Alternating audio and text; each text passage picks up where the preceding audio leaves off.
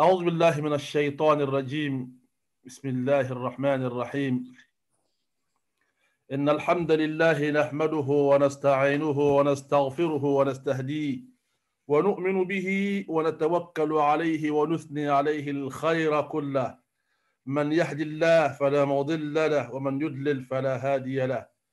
وأشهد أن لا إله إلا الله ولي الصالحين، إلها واحدا أحدا فردا صمدا، لم يتخذ صاحبة ولا ولدا ولم يكن له كفوا أحد. وأشهد أن سيدنا وحبيبنا وعظيمنا محمد رسول الله صلى الله عليه وآله وسلم تسليما كثيرا. أما بعد، فإن أصدق الحديث كتاب الله، وخير الهدي هدي محمد صلى الله عليه وآله وسلم، وشر الأمور محدثاتها، وكل محدثة بدعة، وكل بدعة ضلالة، وكل ضلالة في النار، فنعوذ بالله من النار وما يقرب إليها. بسم الله، بسم الله، ثم بسم الله. On commence avec quelques minutes de retard, mais Inch'Allah, on va les rattraper les minutes, Inch'Allah. Toujours aujourd'hui sur le livre Riyad al-Salihin, le jardin des vertus.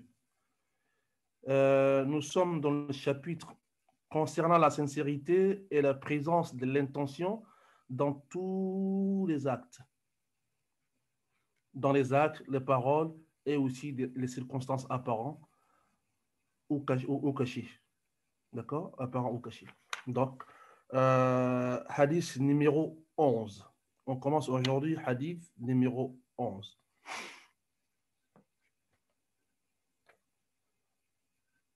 Je vais lire le hadith. وعن أبي العباس عبد الله بن عباس وعن أبي العباس عبد الله بن عباس،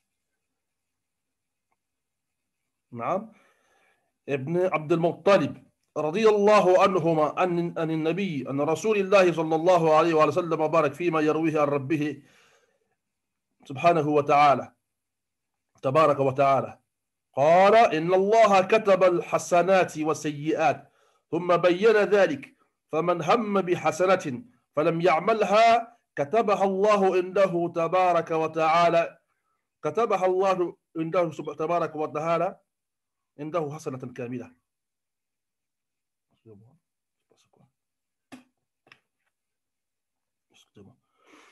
وإن هم بها وفعلها كتبها الله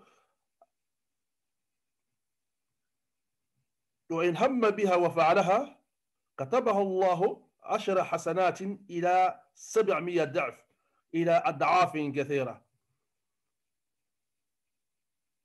وإن هم بحسنة فلم يعملها، وإن هم بسيئة ولم يعملها كتبها الله عنده حسنة، الله أكبر، حسنة كاملة. وإن هم بها فعملها كتبها الله سيئة واحدة، متفق عليه. L'un des hadiths les plus charitables. Oui, il y a des hadiths très charitables qui donnent l'espoir, qui donnent l'envie de bien vivre. Ce hadith est un hadith Qudusi. On appelle aussi hadith ilahi. Ça veut dire quoi, hadith Qudusi ou bien ilahi? C'est un hadith qui a été dit par le prophète Mohammed sallallahu alayhi wa alihi wa sallam wa barak, en nous disant que c'est mon Seigneur qui a dit ça. Donc, hadith Qudusi, ce sont des propos divins. C'est hadith d'Allah. Si hadith Qudusi est le propos d'Allah, alors y a-t-il une différence entre hadith Qudusi, hadith divin, et le Coran? Parce qu'on dit aussi que le Coran, c'est le propos d'Allah. Oui, il y a une différence. En ce qui concerne le Coran, ce sont des propos d'Allah qui n'ont pas subi de changement ni d'interpolation, qui a été dit exactement comme reçu. Qul a'udhu bi rabbil falaq. C'est comme ça Allah a dit à Jibril de venir dire au prophète Mohammed sallallahu alayhi wa sallam, et c'est comme ça le prophète nous a dit. Clairement, les phrases, les verbes viennent d'Allah textuellement pareil. En ce qui concerne Hadith Qudusi, l'inspiration vient d'Allah, mais le propos peut venir du prophète Mohammed sallallahu alayhi wa sallam. C'est la raison pour laquelle on lit les versets coraniques et les sourates coraniques dans la prière, parce que ce sont des propos purement venus d'Allah. Mais on ne peut pas lire les hadiths divins, parce que les hadiths divins, quand le prophète a l'inspiration de la part d'Allah par rapport à l'ange Gabriel, Allah te dit tant, mais c'est hadith Qudusi.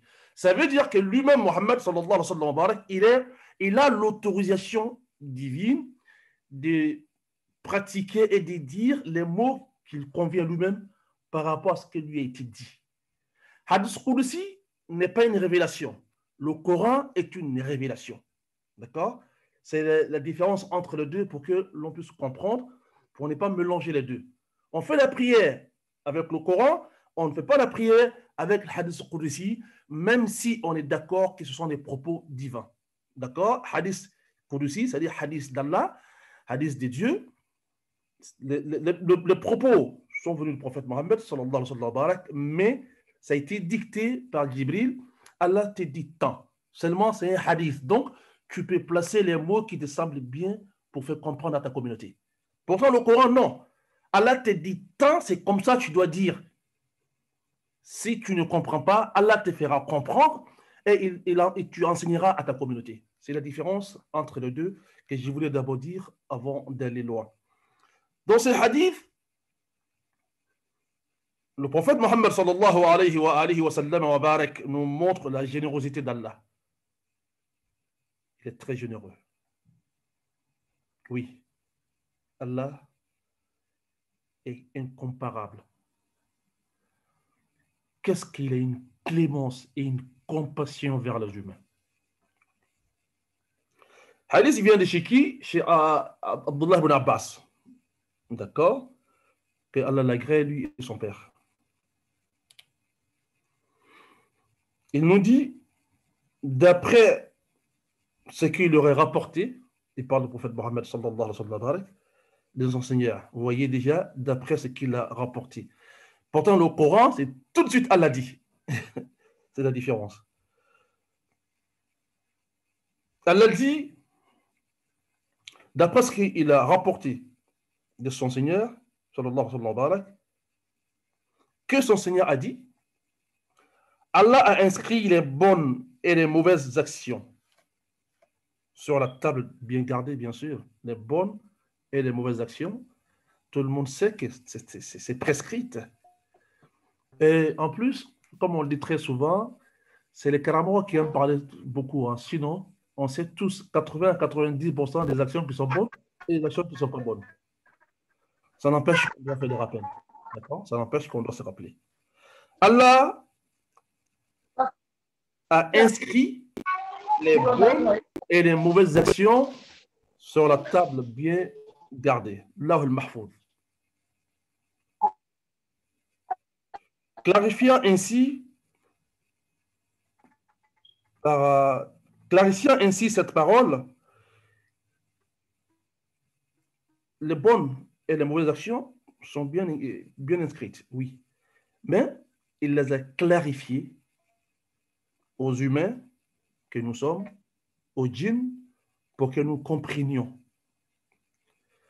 Alors Allah dit ceci, quiconque s'apprête à faire une bonne action, mais ne la fait pas.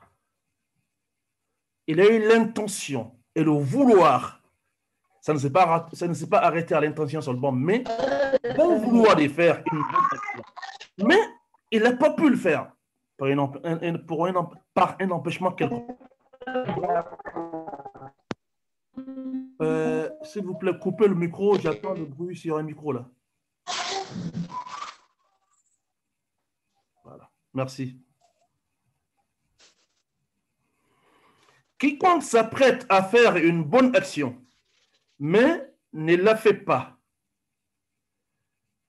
cela verra complété par Allah une bonne action complète.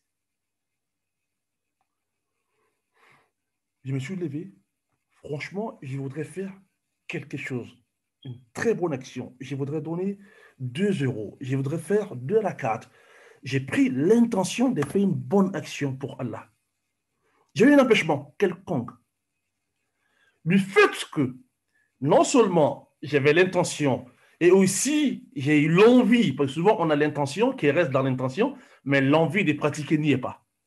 Non seulement j'ai eu l'intention, mais là, cette fois-ci, j'ai eu l'envie de faire, seulement que j'ai été empêché. Alors, cette bonne action me sera écrite une bonne action complète, malgré que je n'ai pas fait. Parce que l'intention a été parfaite. Parce que le bon vouloir faire a été présent. Mais je n'ai pas pu le faire. J'ai eu un empêchement quelconque. Alors, ça fait partie de la miséricorde d'Allah. Il peut ne rien écrit. Bon, il a voulu faire des rakats, mais bon, il a été empêché, il ne l'a pas fait, donc on laisse tomber. Là, il a voulu donner 2 euros, bah, il n'a pas pu le donner, on laisse tomber. Là, vu que l'intention y était et le bon vouloir a accompagné cette intention, alors c'est déjà inscrit, c'est déjà écrit pour toi, comme quoi tu as fait une bonne action. Mais là, on écrit qu'une seule, une bonne action complète. Allahu Akbar. Qu'est-ce qu'il est miséricordieux, Allah. Qu'est-ce qu'il est généreux, Allah. Naam. Et s'il s'apprête à la faire, c'est-à-dire la bonne action, il l'a fait, Allah multipliera, hein? Allah multipliera cette bonne action en 10, des 10, alors ça commence, c'est pas en 10, c'est des 10 à 700 bonnes actions. Ya Allah. Allah va multiplier la seule bonne action posée, faite. La première récompense, ça commence par 10. Ah oui. Quand on donne un à Allah, le minimum qu'il t'en donne, c'est 10. Toi, tu as donné un, il fait ça 10. Ça ne s'arrête pas là. Parce que dans ce même propos, le prophète nous dit, sallallahu alayhi wa sallam, il va multiplier cette bonne action des 10 à 700, voire plus encore, arriver à un nombre que personne ne pourra déterminer. Ça veut dire que quand j'ai posé une bonne action, non seulement je n'ai pas 10 récompenses, non, mais je n'ai pas 700 forcément non plus. Je peux avoir 7000, 700 000, 1 million de récompenses par rapport à une seule bonne action posée. Ya Allah. Ya Allah. J'ai eu l'intention de faire. Le bon vouloir de pratiquer, je n'ai pas pu. J'ai été empêché par quelconque empêchement. Alors, je verrai cette bonne intention inscrite parmi mes bonnes œuvres, comme quoi Camara a fait une bonne action complète. Une seule récompense. Mais quand je prends l'intention de faire une bonne action et que j'arrive à faire cette bonne action, Allah, dans sa miséricorde, dans sa clémence et sa compassion, Allah, dans sa générosité, il inscrit, ça commence 10, 700, 7000, 700 000, 7 millions, 7 milliards, jusqu'à ce que personne ne pourra déterminer. Ya Allah. Ya Allah. Qu'est-ce que Allah est généreux. Parce que il voudrait pour nous l'entrée au paradis. Oui, tout est fait pour cela. Il voudrait pour nous rentrer surtout facile au paradis. Non, on continue le hadith. Parce qu'il y a d'autres hadiths que je voudrais qu'on fasse aujourd'hui, qui est un peu long.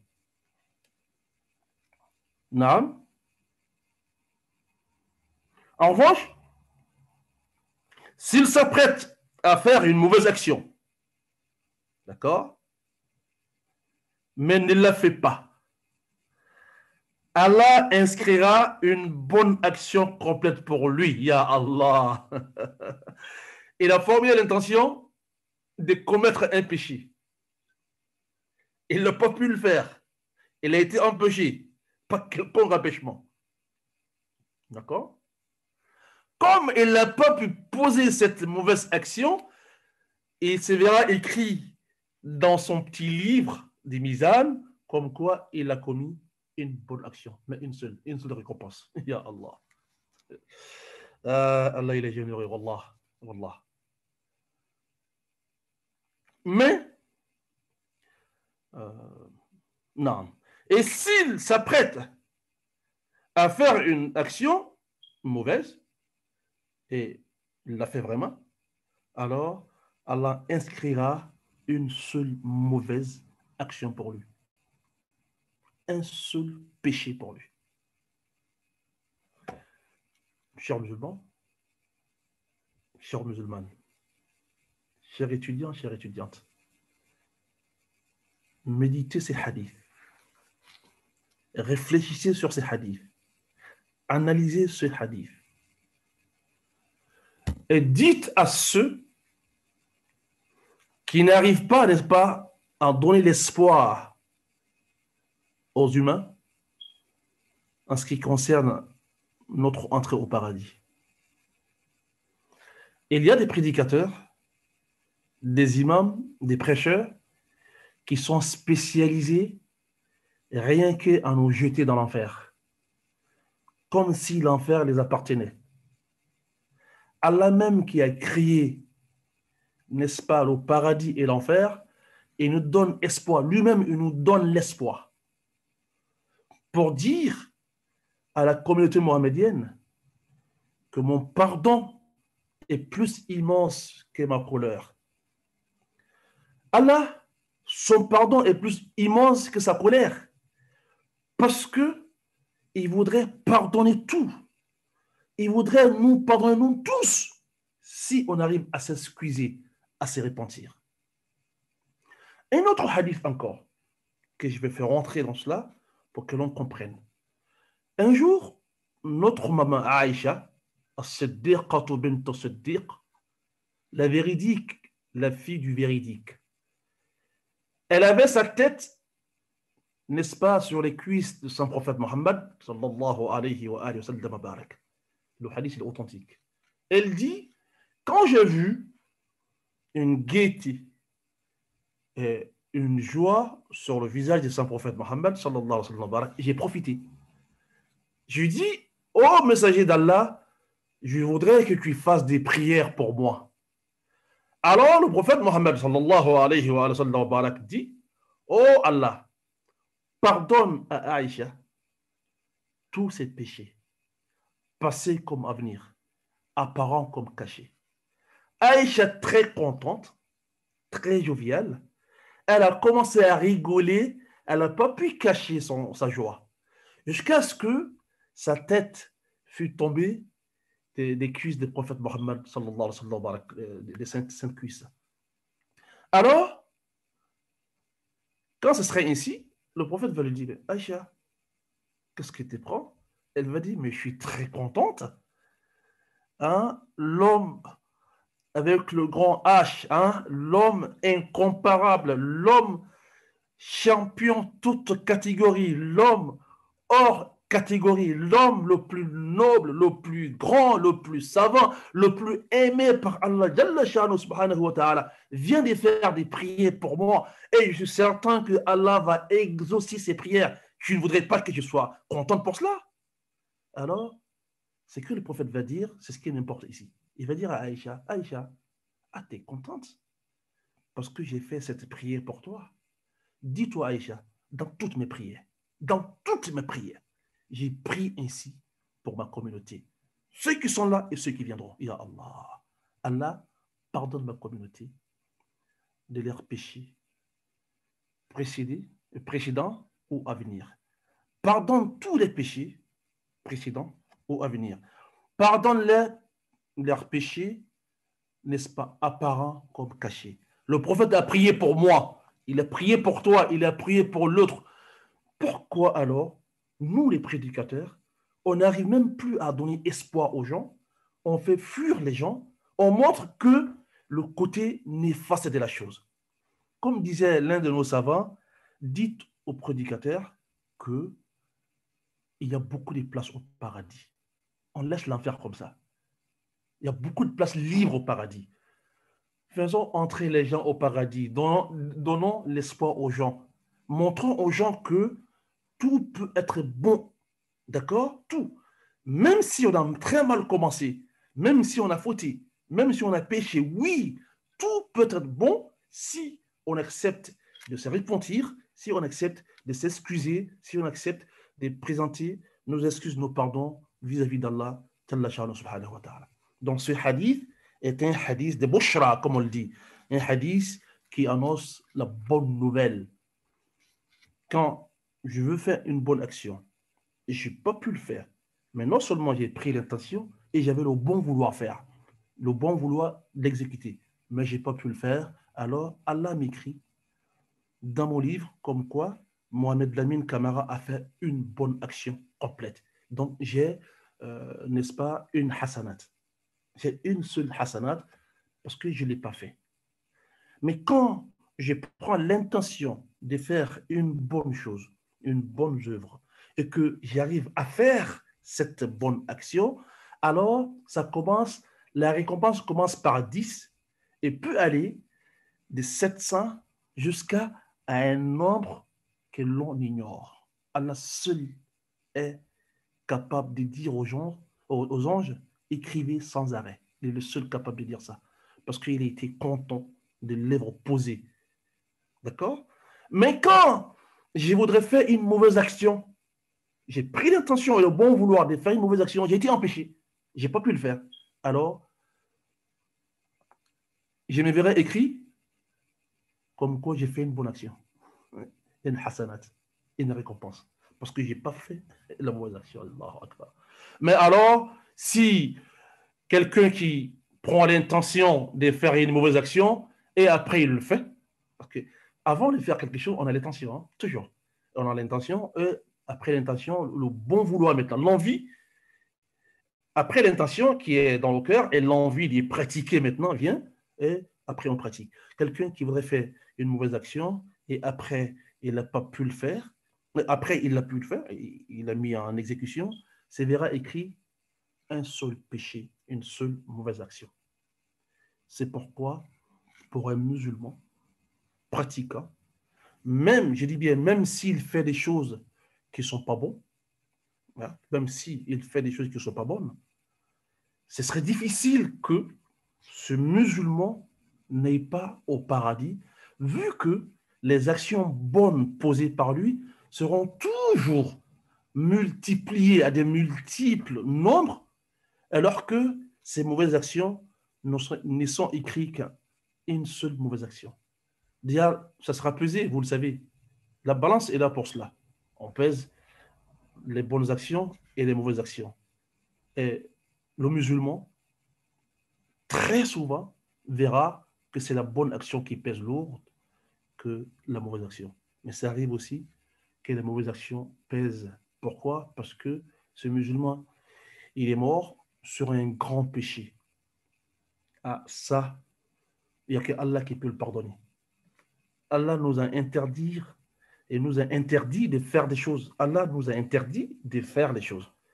Cette interdiction, vous l'avez branlée, vous l'avez franchie, d'accord? Vous avez enfreint. Alors,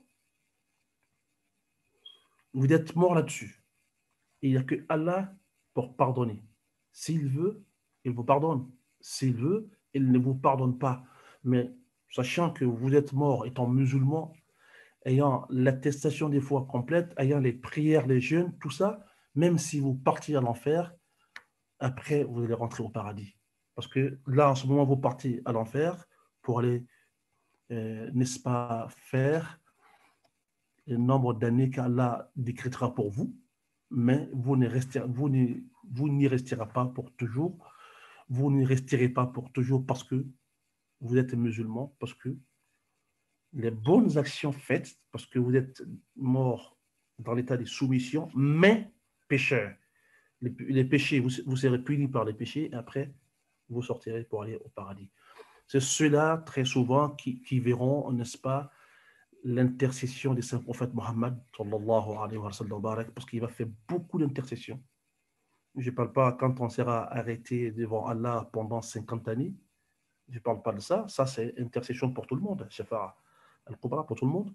Mais quand le jugement sera fait et que tout le monde sera dans le coin décrété par Allah, et il restera dans le paradis, il va dire, mais Allah, il y a encore une partie de ma communauté qui est à l'enfer. Je ne peux pas dormir. Ceux-là, ils ont fait la prière. Ceux-là, ils ont fait le jeûne. Ils ont fait ça, ils ont fait ça. Allah va lui dire, alors, va faire sortir ce que tu veux. Ça va se répéter 2 à 3 fois. Et la dernière intercession, c'est dans ça, Jibril va dire que je ne pense pas s'il restera une seule personne de la communauté de Mohammed, tellement que le prophète va demander à Allah, il va intercéder, vouloir sortir toute sa communauté. Et ils ne sortiront pas ceux qui sont décédés sur l'associationnisme. Ceux-là, ils ne sont pas dedans parce qu'ils ont gâché leur islamité. Leur religion a été gâchée. Et une fois que la religion devient nulle, tu ne peux plus sortir. Mais tant que la religion y est, l'attestation de foi y est, Allah, sa miséricorde est plus immense que sa colère.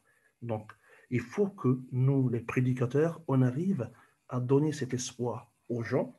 On arrive à dire aux gens, oui, ça c'est pas bon, c'est clair. Quand on te demande quand c'est pas bon, tu dis c'est pas bon. Il y a les versets coraniques qui disent que c'est pas bon. Il y a les enseignements de saint prophète Mohammed qui montrent que c'est pas bon.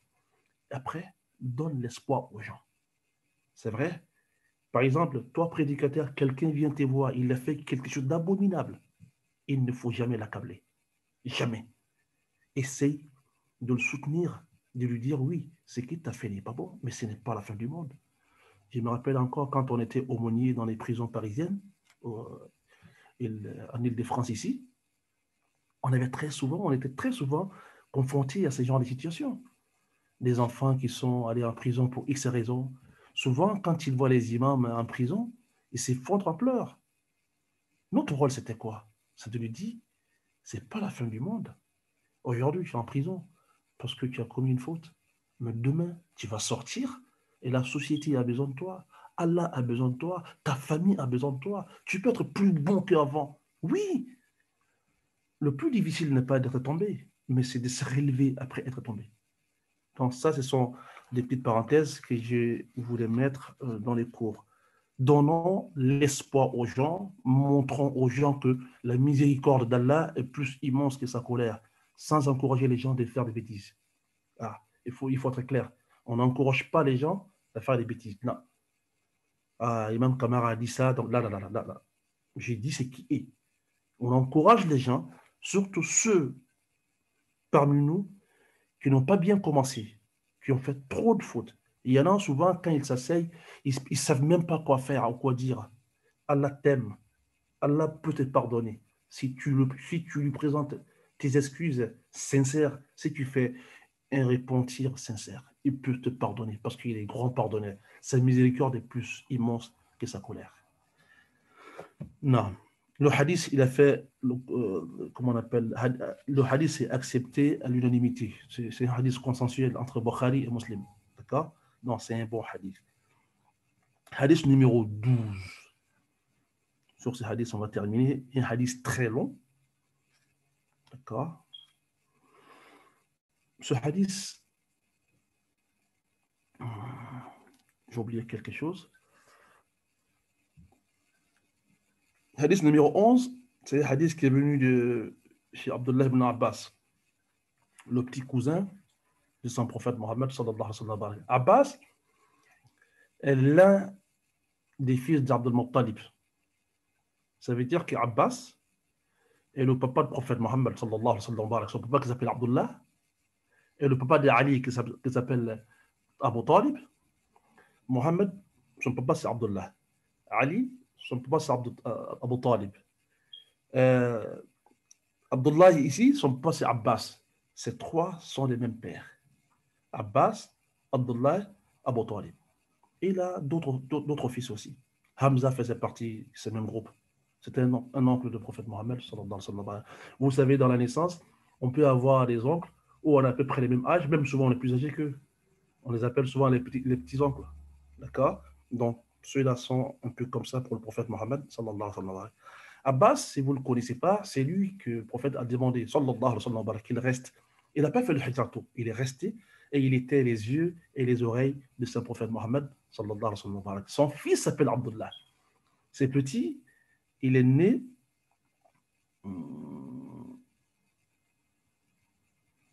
Abdullah, il est né 3 ans avant le hijra. Hein?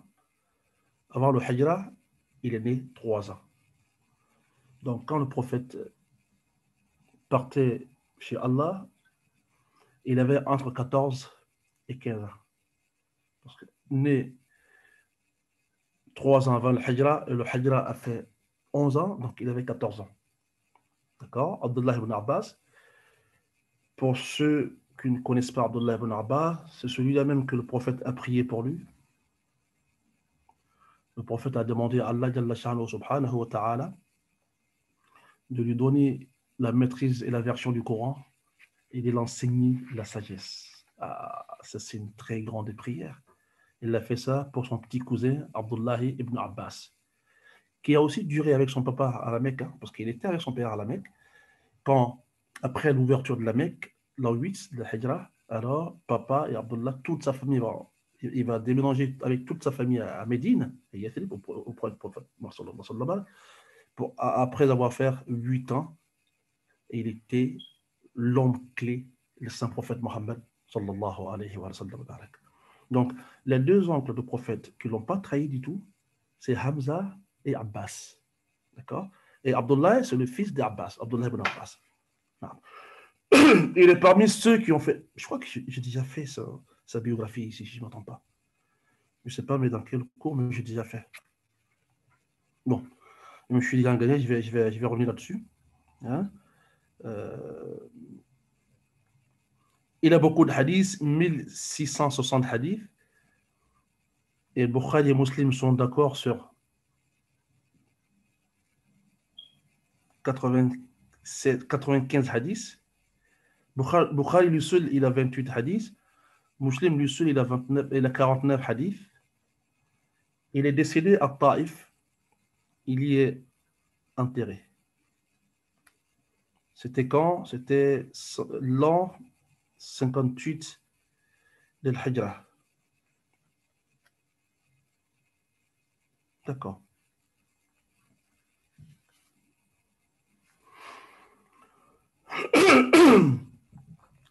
Hadith numéro 12.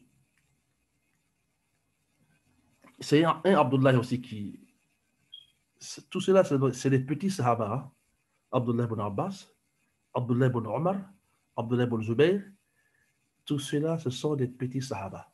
C'est-à-dire que c'était des Sahabis, ils ont vu le prophète, ils ont prié avec lui, mais ils étaient, on va dire, entre 10 et 18 ans. Aucun d'entre eux n'avait à l'époque 20 ans.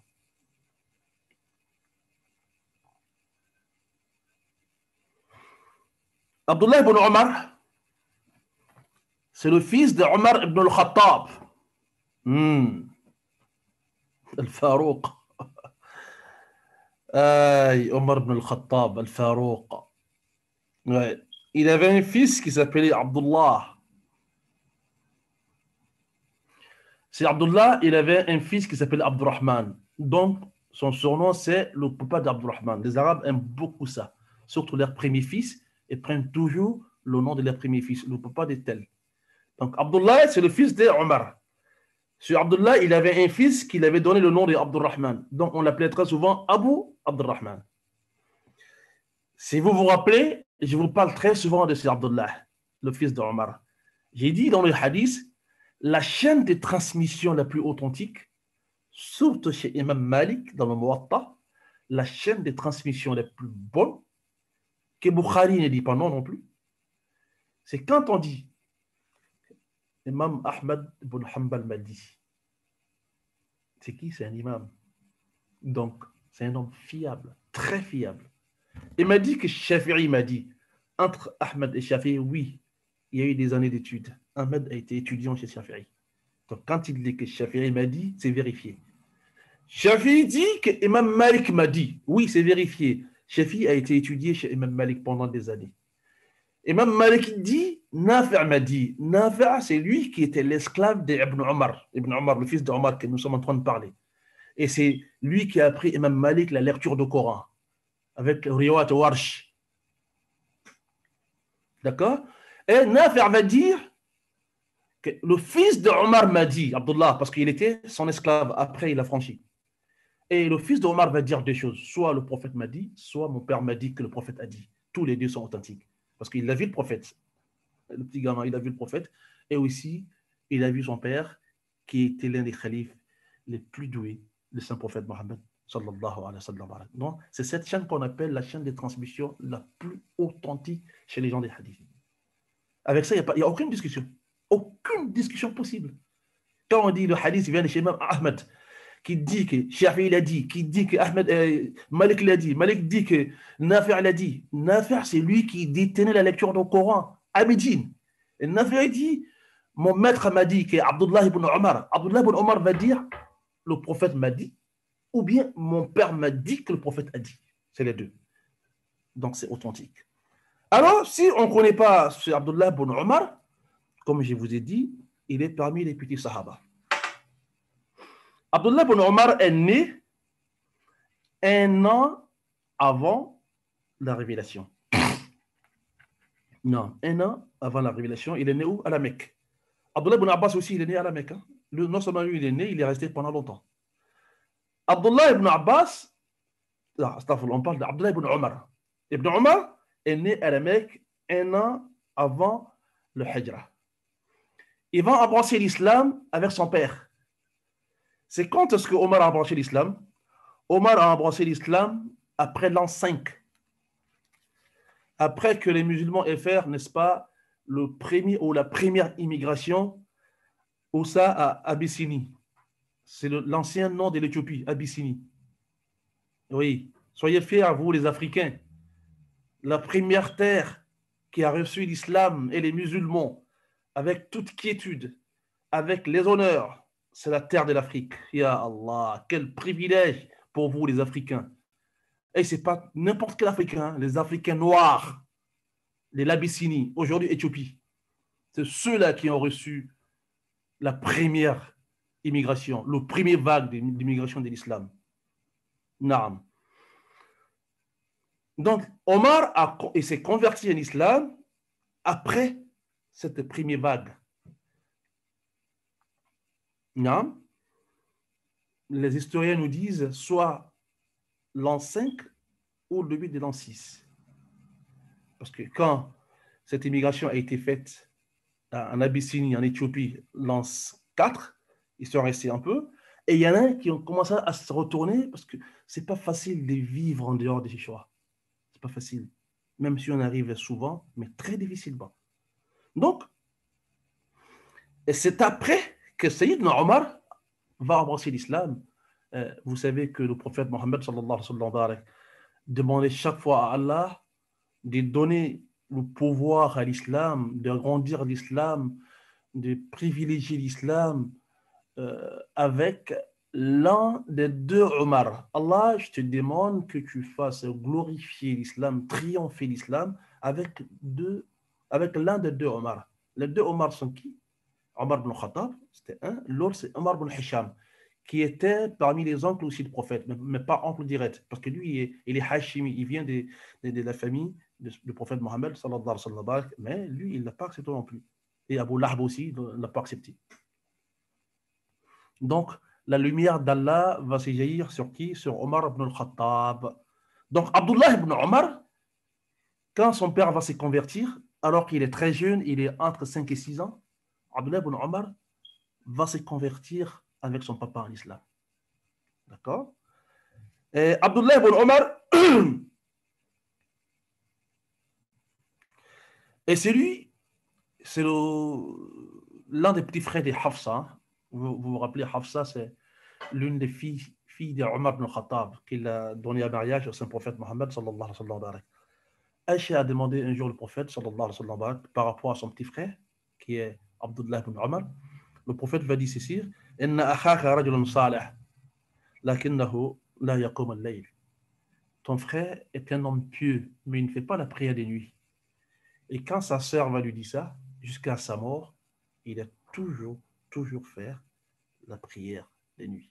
Il se levait tout le temps pour faire la prière des nuits. On dit parmi les jeunes sahaba, celui-là, son affaire de sunna était grave et gravissime. Même quand il partait au hajj, il demandait, parce que comme lui, il était petit à l'époque, il a fait le hajj avec le prophète, mais il était petit. Donc très souvent, il n'était pas au premier rang. D'accord? Il y a toujours ceux qui sont très proches, qui sont ses papas, le Omar, l'Abou Bakr, l'Ali, et ils étaient derrière. Il demandait aux gens, quand ils faisaient le hajj, où est-ce que le prophète s'est arrêté, où est-ce qu'il s'est assis, où est-ce qu'il a bu, où est-ce qu'il a mangé pour faire pareil. Jusqu'à ce qu'à un moment, son père s'est énervé contre lui. Son père avait lui dit, parce qu'il a appris que son fils a été fait le hajj, Omar va apprendre que son fils Abdullah a été fait le hajj, et s'est assis sous tous les arbres sous lesquels le prophète s'est assis. Même un temps soit peu. Il dit c'est la sunna. Si le prophète s'est assis ici, c'est pas pour rien. Omar était un moment fâché contre lui. Omar il lui a appelé pour le ramener à l'ordre. Il a dit à Omar, maintenant si le prophète a fait, je ne vois pas d'inconvénient. Au contraire, toi Omar qui est le khalife, tu dois dire aux gens de faire. Omar disait que tous les pas que le prophète a posés pendant le hajj, sallallahu alayhi wa sallam, si tu veux faire comme lui, tu vas trouver des gens qui vont prendre ces pas en dessous de ces arbres comme un lieu d'adoration. Et pourtant, le prophète n'aimait pas ça. Vous voyez déjà la divergence d'idées entre Omar et son propre fils par rapport à la compréhension de la sunna. Son propre fils, qui est Abdullah, lui, il le fait parce qu'il dit que le prophète s'est assis ici. Le prophète a marché par ici. Le prophète a bu ici. Et Omar s'est dit, si tu fais ça, tous les autres vont rendre ces lieux un lieu sacré. Ils vont aller adorer ces lieux. Ils ne vont pas faire ce que le prophète a fait, sallallahu alayhi wa sallam, mais ils vont inventer d'autres choses. Ça ne sera plus d'adoration, mais ça sera de l'association. Vous voyez, entre père et fils. Pourquoi nous qui sommes là aujourd'hui, on ne peut pas outrepasser ces divergences? Si vous savez, rentrez dans les fiqh, regardez combien de fois les compagnons du prophète Mohammed sallallahu alayhi wa sallam avaient des avis divergents sur des choses. Là, ici, on a l'occurrence Omar et son propre fils. Mais Omar reste Omar, Ibn Omar qui Abdullah reste Ibn Omar. Ils sont tous deux parmi les grands sahaba de cette communauté. C'est ça. Il faut qu'on arrive à outredépasser cela. On n'a pas les mêmes idées, on est tous des musulmans. Oui, on n'a pas compris pareil, oui, mais on reste tous des frères et des sœurs. Non. Abdullah ibn Omar, on va dire sur lui qu'il va faire plus de 60 hajj. Non. Parce qu'après, après le khilafat de son père, il va déménager à Médine.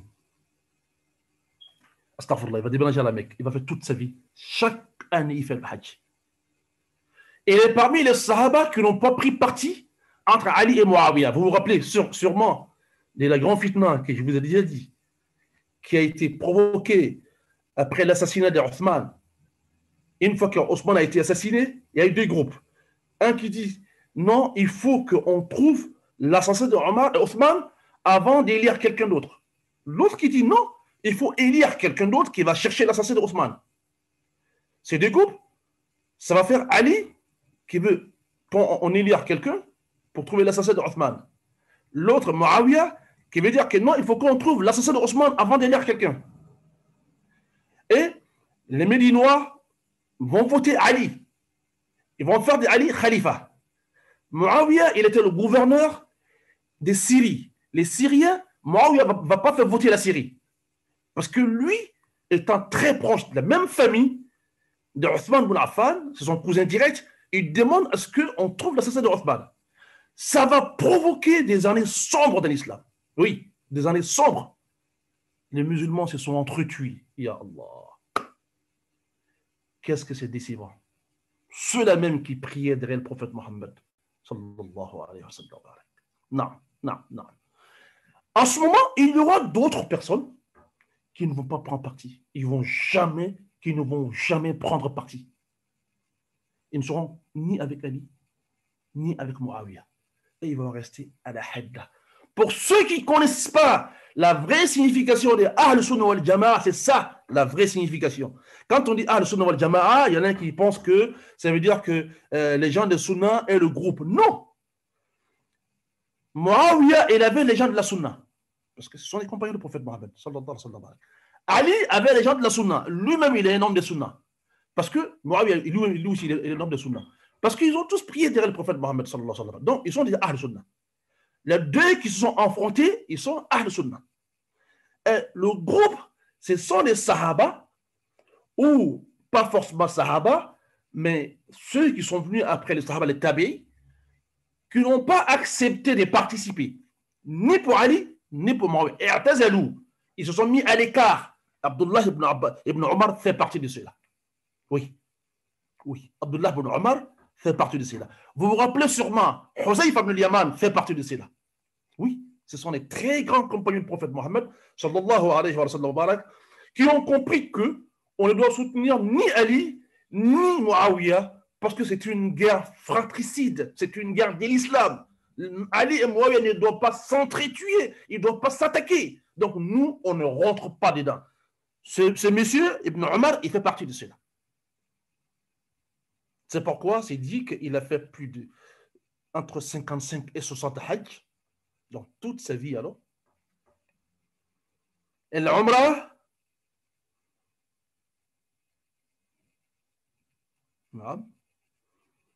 on parle de presque 1000 Umrah. Oui, ne vous étonnez pas. Hein. Si on fait que le hajj une seule fois par an, Umrah, on peut le faire 300 fois par an. Il n'y a pas de jour de Umrah. Tous les jours, on peut faire Umrah. Et Umrah ne consiste pas à beaucoup de choses. L'intention, on prend le haram, c'est l'habit, on vient, on commence par le tawaf, d'accord, autour de la maison sacrée. Après le tawaf, on fait des rakats, on boit un peu de zamzam, on va faire la démarche entre Safa et Marwa. Quand on finit ça, on coupe un peu de cheveux, Umrah c'est fini. Oui, c'est le hajj, on doit aller là-bas, ça c'est le hajj, mais Umrah c'est fini. Donc Ibn Omar s'est dit qu'il a fait à peu près 1000 Umrah. Parce qu'il avait délaissé Médine carrément pour venir s'asseoir dans sa terre d'origine qui est la Mecque pour se consacrer à l'adoration. Et là-bas, il est devenu mufti. C'est lui qui donnait les avis. Mon père m'a dit que le prophète lui a dit, ou bien le prophète m'a fait devant moi, il l'a dit devant moi. C'est un témoin oculaire. Il était là. Donc, Abdullah ibn Omar, il a 1630 hadiths. Parmi ces 1630 hadiths, il y a 170 hadiths qui sont consensuels entre Bukhari et Muslim. Muttafaqun alayh. Et chez Bukhari, vous trouverez seuls 80 hadiths, lesquels Bukhari dit qu'ils sont authentiques. Chez Muslim, vous trouvez 31 hadiths. Abdullah ibn Omar est décédé l'an 73 de la Hijra. Il avait 86 ans. Donc, si on dit qu'il a fait au moins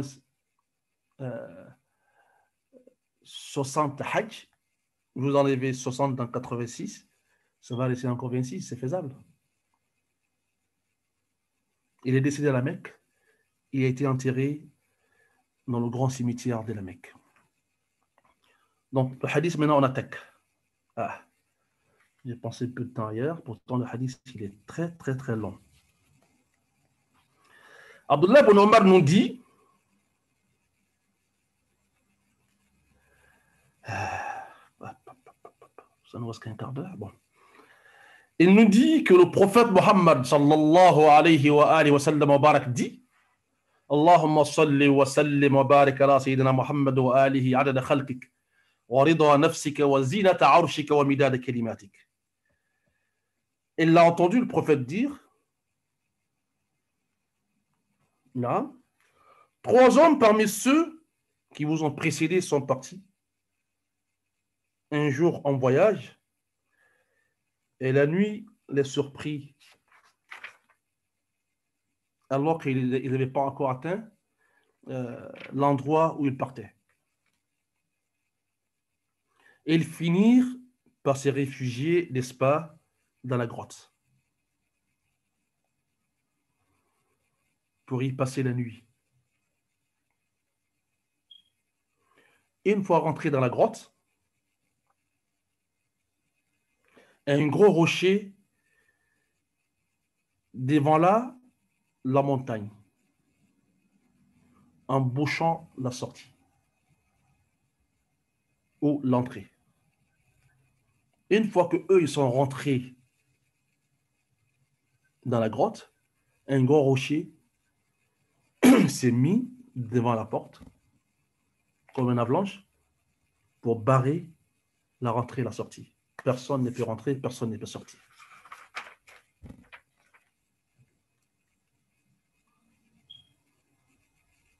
Ils se sont dit, ça c'est un miracle d'Allah. Le rocher ne s'appartient pas.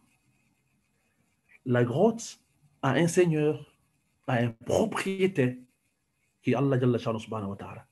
Si ça nous arrive, c'est que Allah voudrait nous éprouver.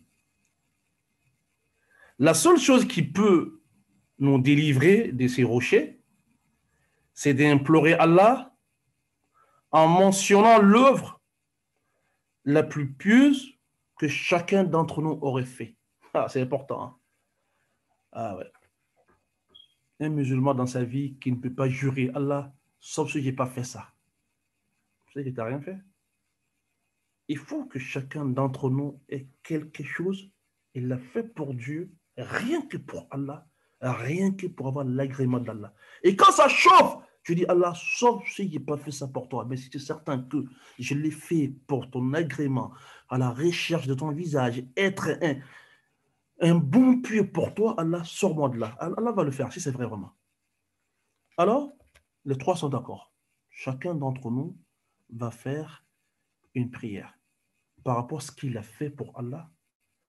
Chacun d'entre nous va dire une œuvre bien faite pour Allah. Rien que pour Allah. Pas de ostentation là-dedans. Ah, l'œuvre qu'on a fait pour se montrer aux gens là, c'est pas ça. Hein? L'œuvre faite pour Allah, pour la cause d'Allah. Tu as été un jour sorti quelqu'un de la misère sans arrière-pensée. Rien que pour Allah. Parce que c'est ton frère, parce que c'est ta sœur, parce que vous êtes tous des musulmans, parce que sa situation, tu peux la vivre demain. Tu l'as fait sans arrière-pensée. Sans qu'il vienne te dire demain merci. Non, on parle de ce genre de choses. Alors, l'un d'eux dit, oh mon Dieu, j'avais 2 parents très âgés. Et j'ai jamais, je vois ça, et jamais, je n'ai fait servir le lait à mes enfants et à mes serviteurs avant que je ne serve mes 2 parents. Il avait un troupeau, il ramenait du lait tous les soirs. Mais ce lait-là, jamais il ne donnait à ses enfants ou à ses serviteurs sans que ses 2 parents ne boivent d'abord. Donc, privilège le rang social des parents. Ce hadith, je ne l'ai pas dit au début, mais je vais le dire là, ce hadith détaille 3 grandes choses. La place des parents, l'honnêteté vis-à-vis de l'argent, la finance. Ça, c'est pas facile ça. Et 3e, ça va se maîtriser vis-à-vis de péché, surtout la fornication. Ce hadith parle de ces 3 choses. Or, un jour, Occupé, j'étais à la recherche des choses, de pâturage. Je me suis éloigné un peu de la maison. Et j'y revins qu'à la nuit tombée. En apportant à mes parents leur ration de lait quotidienne. C'était une ration quotidienne, parce que tous les jours, ils le ramenaient. Je les trouvais dormis.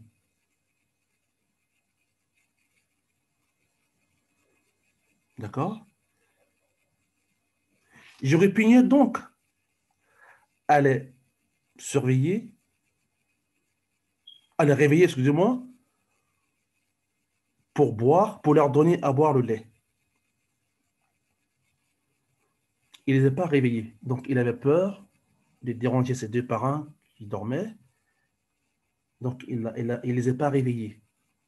Qu'est-ce qu'il va faire? Le récipient rempli de lait dans ma main, je suis resté debout jusqu'à l'apparition de l'aube. Je n'ai pas donné à mes enfants ni aux serviteurs. Je n'ai pas donné à d'autres personnes. J'attendais que mes deux parents se réveillent pour que je puisse leur donner leur ration quotidienne de lait. Parce que c'est eux qui boivent d'abord, les deux parents.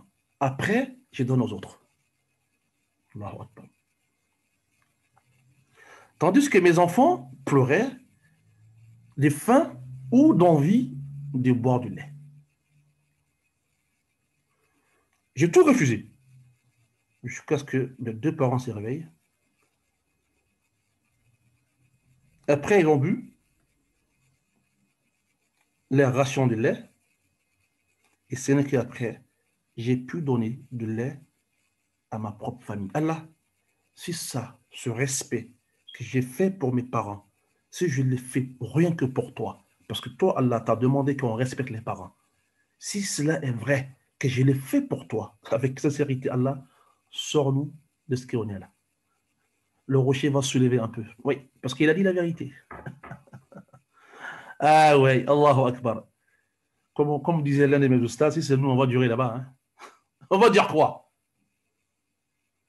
On se connaît entre nous. Qu'est-ce qu'on va dire comme des bonnes actions? Il n'y en a pas beaucoup. Le premier a fini, pour lui, c'était les parents. Il avait de l'habitude de donner à boire à ses parents tous les soirs. Il prend du lait, il traite de lait, il vient leur donner. Un soir, il s'est éloigné de la maison, dans le pâturage, il est parti très loin. À l'arrivée, les parents dormaient. Mais il avait le récipient rempli de lait. Ses enfants pleuraient, soit de faim, soit de l'envie de boire du lait. Mais lui, il avait juré qu'il ne donnerait point à quelqu'un d'autre à boire sans que les parents ne boivent d'abord. Les parents d'abord. Les parents d'abord. Non.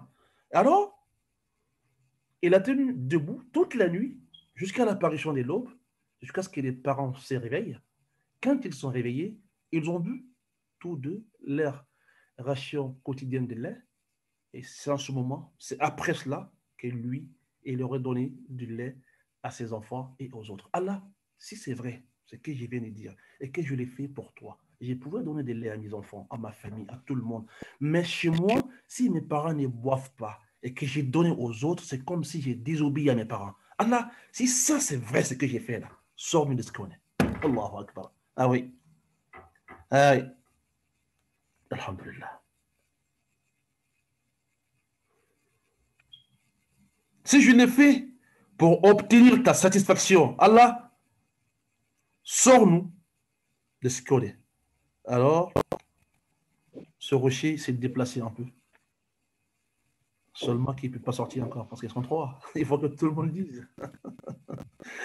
Et ya Allah, ya Allah. Alors, le deuxième va commencer à parler.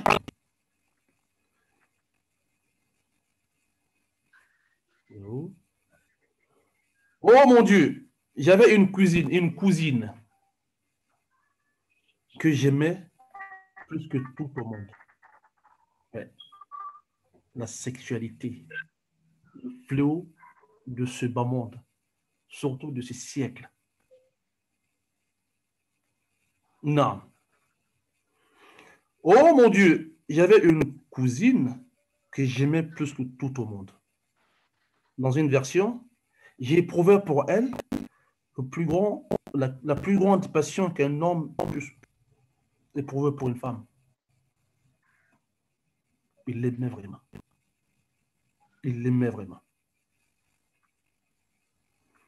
Je lui fis plusieurs propositions immorales. C'est-à-dire qu'il voulait de cette fille dans le haram. Elle s'est toujours refusée. Toujours. Elle a toujours refusé les propositions immorales.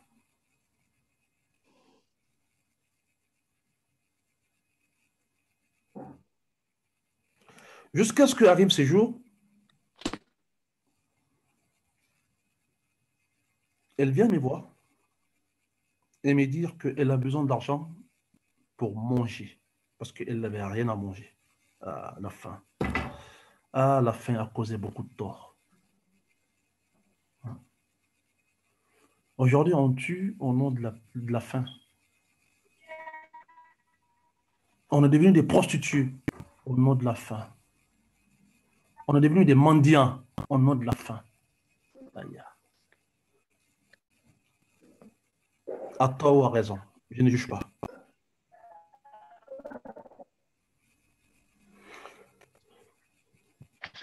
Je lui donnais alors 120 dinars. Les dinars, c'est les pièces qui sont faites de l'or. À une seule condition, qu'elle se soumet à mes avances, mes propositions immorales depuis très longtemps. Je n'ai pas oublié, parce que j'avais encore des sentiments pour elle.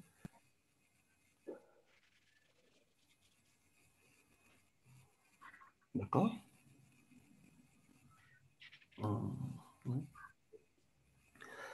Donc, je lui ai donné 120 dirhams à condition qu'elle se soumette à mes avances. Elle accepta de faire, parce qu'elle n'a plus le choix. Parce que déjà, on a une cause, la causalité. La causalité. La fin, c'est donner un nom. Combien de filles aujourd'hui qui se prostituent au nom de la faim? Combien de personnes aujourd'hui qui mendient au nom de la faim? Combien de familles sont déshonorées aujourd'hui au nom de la faim? Les humains ne sont plus ce qu'ils étaient. Ya Allah. Les humains ne sont plus ce qu'ils étaient. Parce qu'aujourd'hui, on n'a plus de dignité, on n'a plus d'honneur. Les humains ne sont plus ce qu'ils étaient. Non. Le monde a changé, peut-être. Ce sont les humains qui y habitent qui ont plus changé que le monde.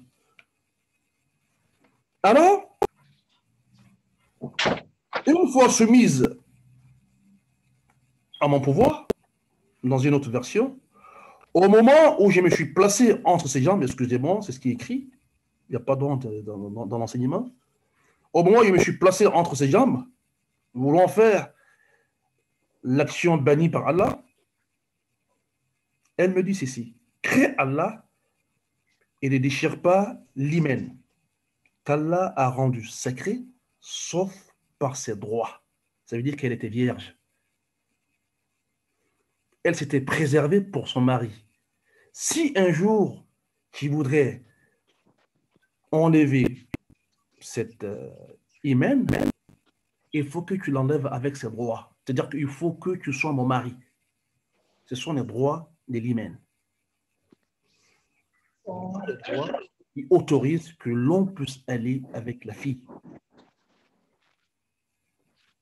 Et quand elle m'a dit ça, la crainte d'Allah m'a pris tout de suite. J'ai pu le faire. Parce qu'elle était obligée, elle s'est soumise. On était tous nus, tous les deux. Mais les propos qui sont sortis de sa bouche, crains Allah, ne fais pas ça, sauf par ce droit. Sauf si tu me maries. Sans ça, ne fais pas ce que tu veux faire là. Elle a dit ça où? Quand il était prêt pour l'action. Non.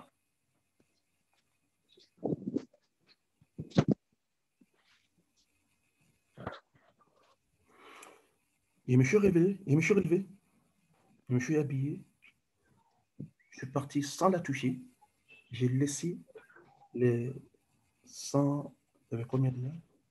Les 120 dinars que je lui avais donnés sans toucher. Allah, si c'est par ta crainte ici que j'ai laissé la femme que je mets le plus au monde, Allah, je te demande de nous sortir de ce qu'on est.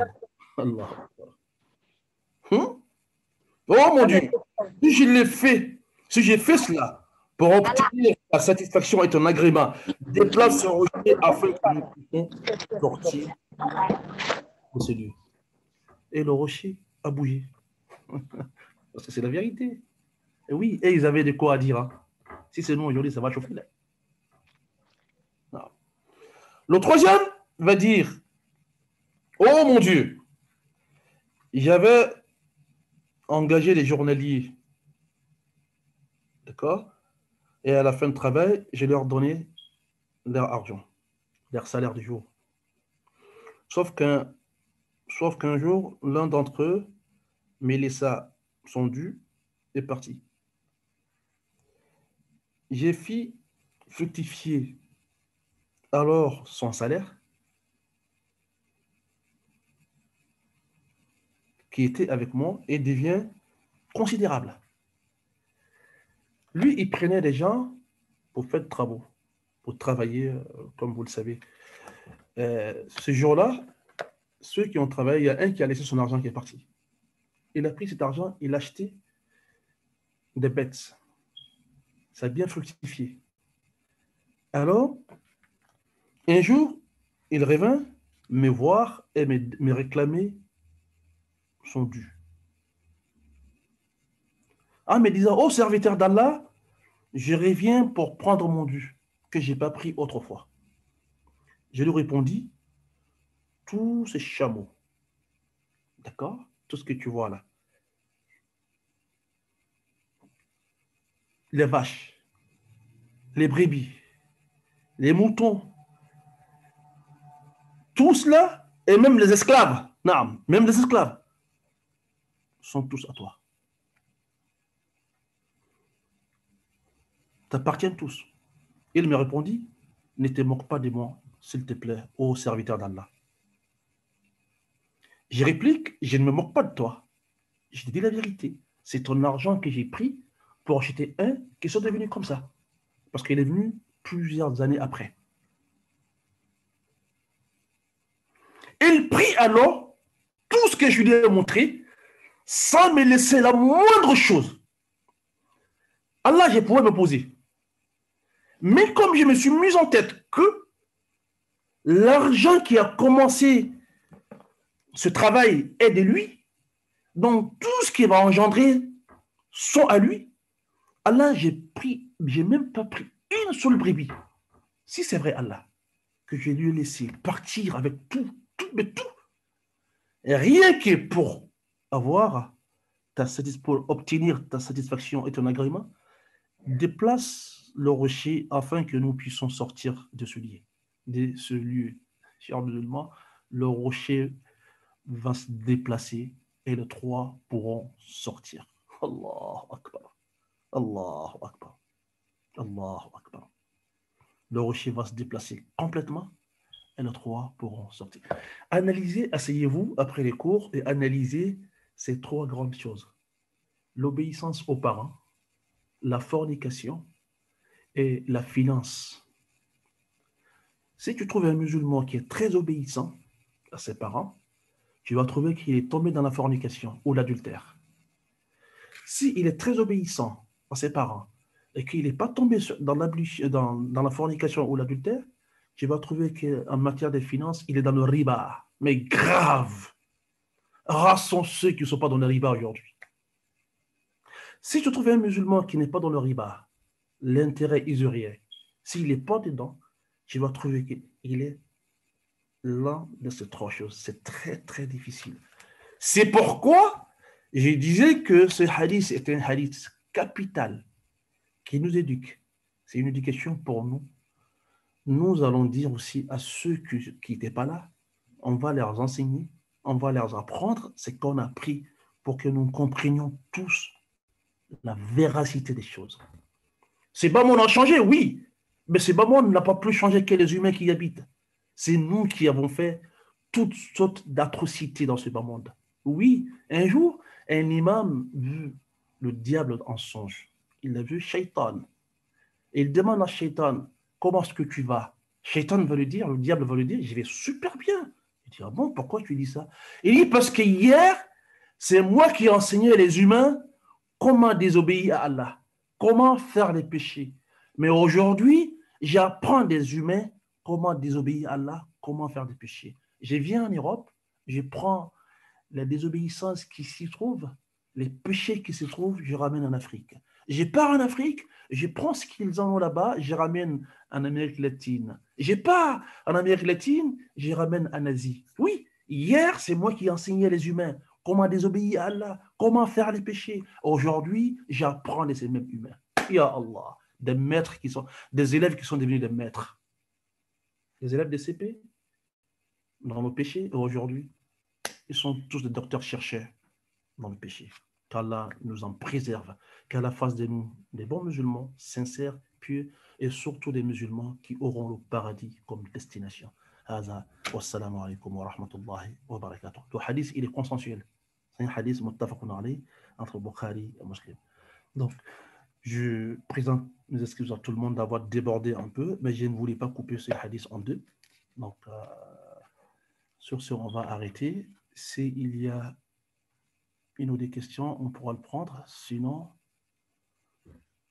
ça serait la fin des cours, Inch'Allah.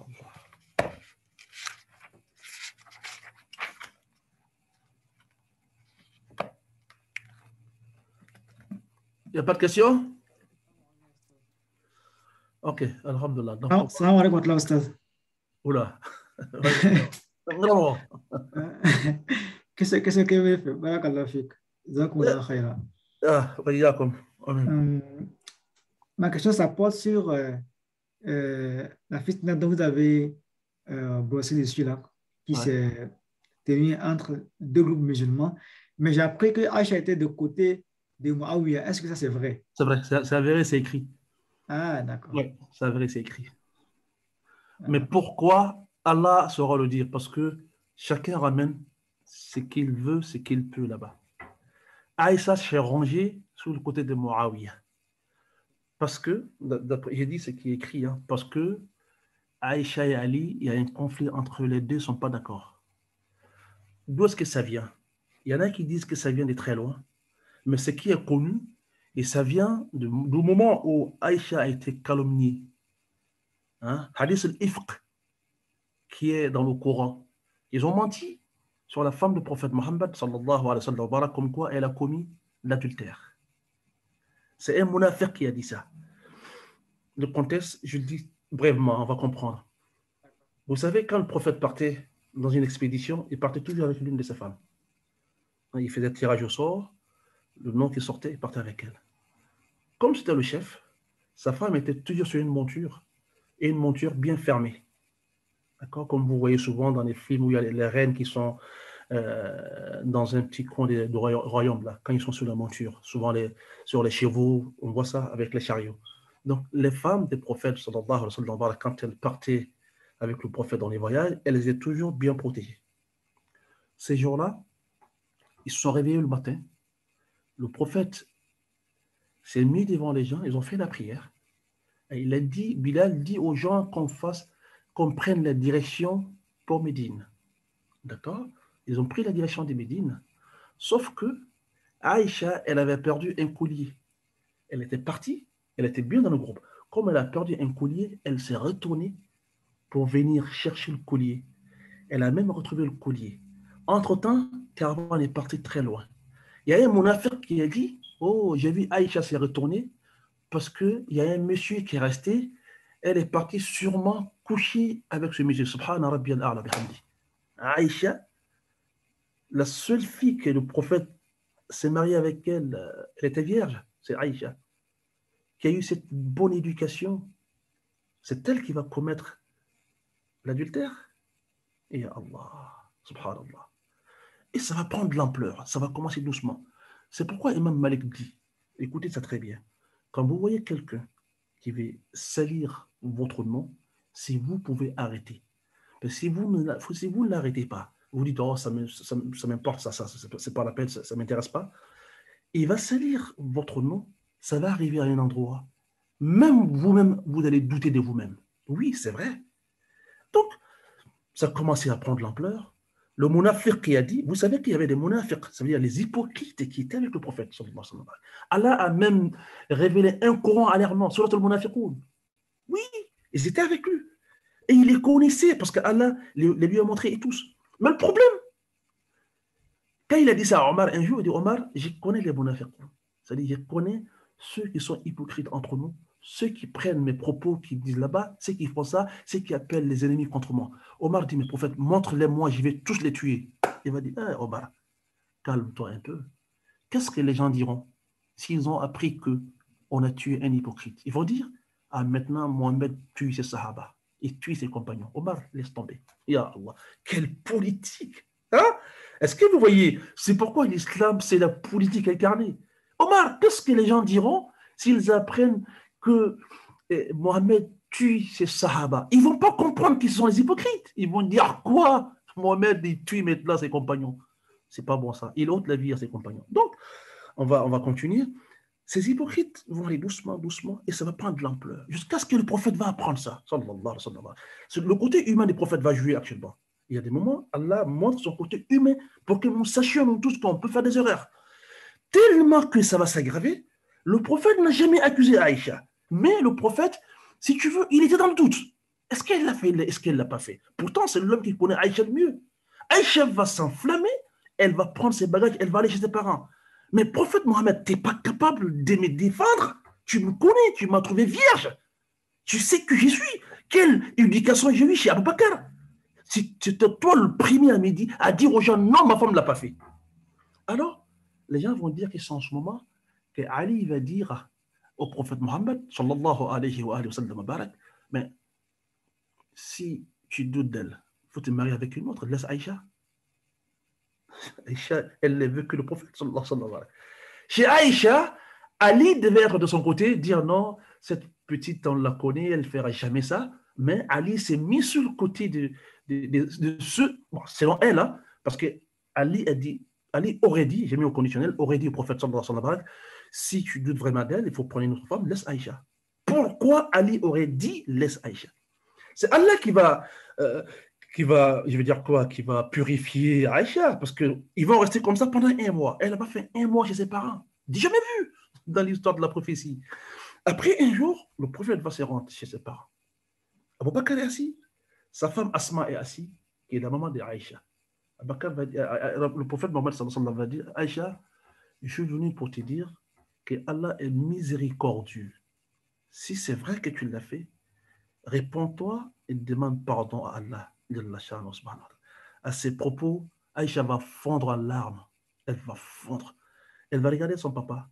Il y a Abou Bakr, oh père, tu ne peux pas répondre à ton ami. Tu ne peux pas lui dire que tu ne m'as pas éduqué comme ça. J'ai jamais connu une autre homme sans lui, sauf lui. Aïcha, Abou Bakr va dire, mais qu'est-ce que tu veux que je dise à la personne la plus noble? Aïcha, son père, sa mère vont commencer à pleurer ensemble. Le prophète, quand il va tourner dos, Aïcha va dire, ô prophète Mohammed, sallallahu alayhi wa sallam, je sais que cette histoire nous attriste tous, mais j'attends que Allah me purifie de ça, parce que je ne l'ai pas fait et je ne le ferai jamais. Un temps soit peu, Allah va faire une révélation au nom d'Aïcha. Ceux qui ont ramené cette histoire sont des munafiqoun, sont un petit groupe parmi vous qui veulent la bassesse de l'islam. Mais Allah va relever l'islam. Ils ont menti sur Aïcha. Aïcha est une femme noble. Aïcha, elle prit ses bagages, elle fuit pour venir chez son mari après que le prophète a envoyé quelqu'un, sallallahu alayhi wa sallam, aller annoncer cette bonne nouvelle. Donc, c'est hadith ifk. Les gens disent, pourquoi Ali a dit au prophète, laisse Aïcha prendre une autre, que c'est la cause que Aïcha ne lui ait jamais pardonné. Wallahu a'lam. Mais ce qui est certain, Aïcha était dans le rang des Moabiens. Ça c'est vrai, c'est sûr et certain. هذا والله أعلم. J'espère que tu as compris. Hein. Oui, c'est très bien Bon, compris. Barakallahu il y a mon beau qui a soulevé la main aussi. Allô, salam alaikum wa rahmatullahi wa Ouais, barakatuh. comment ça va, Maxime? Alhamdulillah, ça va, alhamdulillah. Alhamdulillah. Comme il est l'heure, Inch'Allah, je vais poser la question prochainement, Inch'Allah. Ah, merci beaucoup. Donc, Inch'Allah. Mais Inch'Allah, juste te dire en fait que tu nous avais dit que tu allais parler du mariage du prophète Muhammad sallallahu alayhi wa sallam avec Aïcha et de sa vie aussi. Donc, vu que tu as brossé un peu, je ne l'ai jamais fait. Tu n'as pas encore, en tout cas, je n'ai pas encore suivi. D'accord. J'étais à mon absence, mais je n'ai pas encore suivi. C'est un sujet passionnant, cher beau Maxime. Pourquoi? Parce que la vie d'Aïcha fait un gros débat dans l'islam. Il y a des hadiths, je dis bien hadiths, hein, qui signifient que le prophète sallallahu alayhi wa sallam s'est marié avec Aïcha quand elle avait 9 ans. Et qu'il a consommé le mariage avec elle quand elle avait 11 ou 12 ans. Ce hadith, les orientalistes, les ennemis de l'islam, prennent ça pour dire que notre messager, l'homme le plus noble à nos yeux, disons, est un pédophile. Comment un homme aussi âgé, plus de 50 ans, pourrait se marier avec une jeune fille de 9 ans et consommer le mariage à 11 ou 12 ans? Il y a eu des recherches dessus. On a trouvé que ces hadiths peut-être a une autre signification, mais la génération des Aïcha, c'est que nous, on a pris dedans, c'est que nous, on supporte, la génération, c'est-à-dire les filles, les hommes qui avaient le même âge que Aïcha, quand le prophète s'est marié avec Aïcha, c'est que nous, on soutient, elle avait plus de 15, elle était entre 15 et 18 ans. C'était pas 11 ans, c'était pas 9 ans. Donc, je voulais vous parler de ça, mais Inch'Allah, si possible, on va essayer de trouver, mais ce serait très difficile de trouver aussi. On fait les cours, c'est difficile, parce que quand je viens pour les cours, c'est pour les cours. Si je dis que je vais mettre un peu, ou bien ce qu'on va faire, je vais essayer de préparer après les cours samedi prochain, donc on prend quelques minutes pour parler de ça. Mais c'est ce que nous, on supporte, malgré qu'il y a des hadiths dans l'autre, parce que tout ce qui concerne le nombre, quand on parle de nombre, on peut se tromper. Le hadith, c'est vrai, mais je peux me tromper en parlant de nombre. Pourtant, quand on regarde les filles et les hommes avec qui Aïcha est née, ils sont nés ensemble, ils ont à peu près le même âge, et ils n'avaient pas 9 ans à l'époque de mariage. Ils avaient plus de 10 ans. D'accord? Et ils n'avaient pas 11 ou 12 ans au moment de la consommation, et ils avaient presque 20 ans. D'accord? Donc, ça épargne un peu cette idée de la pédophilie du saint prophète Mohammed sallallahu alayhi wa sallam. Après, on va conclure, Inch'Allah, même si ça s'est passé dans une époque où c'était autorisé, il n'y avait pas de pédophilie aussi. Donc, il faut comprendre ça aussi. Inch'Allah, on va arrêter pour aujourd'hui ici, espérant avoir été clair dans ce que j'ai dit. Si jamais on ne comprend pas, la porte est toujours ouverte. On peut demander, on peut même mettre des questions pour qu'on s'apprête pour les répondre très prochainement, Inch'Allah. Le samedi prochain, Inch'Allah, ce serait Boulough al-Maram. Parce qu'on a 3 livres. On a Boulough al-Maram, Umdat al-Ahkam et Riyad al-Salihin. Donc, samedi prochain, ce serait Boulough al-Maram. Inch'Allah. Allahumma salli wa sallim wa barik ala Sayyidina Muhammad wa ali Sayyidina Muhammad sallallahu alayhi wa sallam. Allahumma salli wa sallim wa barik ala Sayyidina wa nabiyyina wa qurrata a'yunina. اللهم صل وسلم وبارك على سيدنا محمد وآله عدد خلقك ورضا نفسك وزينة عرشك ومداد كلماتك ملء السماوات والأرض وملء ما فيهما وملء ما بينهما وملء ما شئت من شيء بعد ربنا آتنا في دنيا حسنة وفي الآخرة حسنة وقنا عذاب الدنيا وقنا عذاب النار وأدخلنا الجنة مع الأبرار يا عزيز يا حكيم يا رب العالمين ربنا لا تزغ قلوبنا بعد إذ هديتنا وهب لنا من لدنك رحمة إنك أنت الوهاب اللهم لا علم لنا إلا ما علمتنا فعلمنا ما ينفعنا وانفعنا مما علمتنا وزدنا علما اللهم لا علم لنا إلا ما علمتنا فعلمنا ما ينفعنا وانفعنا مما علمتنا وزدنا علما اللهم لا علم لنا إلا ما علمتنا فعلمنا ما ينفعنا وانفعنا مما علمتنا وزدنا علما يا رب العالمين. وقل ربي زدنا علما، وقل ربي زدنا علما، وقل ربي زدنا علما. لا إله إلا أنت سبحانك إنا كنا من الظالمين. اللهم اغفر لنا ذنوبنا كلها دقها وجلها وأولها وآخرها وعلانيتها وسرها برحمتك يا أرحم الراحمين. اللهم أنت ربنا لا إله إلا أنت ونحن عبادك ونحن على عهدك ووعدك ما استطعنا نعوذ بك من شر ما صنعنا نبوء لك بنعمتك علينا ونبوء بذنوبنا فاغفر لنا فإن لم تغفر لنا وترحمنا لنكونن من الخاسرين. ربنا اغفر لنا ذنوبنا كلها، ربنا اغفر لنا ذنوبنا كلها. نستغفر الله العلي العظيم الحي القيوم الذي لا إله إلا هو ونتوب إليه. اللهم أنت خلقتنا وأنت تهدينا وأنت تطعمنا وأنت تسقينا وأنت تميتنا وأنت تحيينا وأنت على كل شيء قدير. اللهم رحمتك نرجو فلا تكلنا إلى أنفسنا طرفة عين ولا أقل من ذلك وأصلح لنا شأننا كله. لا إله إلا أنت نستغفرك ونتوب إليك يا رب العالمين. اهدنا صراطك المستقيم، اهدنا صراطك المستقيم، اهدنا صراطك المستقيم، صراط الذين أنعمت عليهم من النبيين والصديقين والصالحين وحسن أولئك رفيقا والحمد لله رب العالمين. samedi prochain Inch'Allah. Barakallahu fik. Fikum al-baraka. Merci.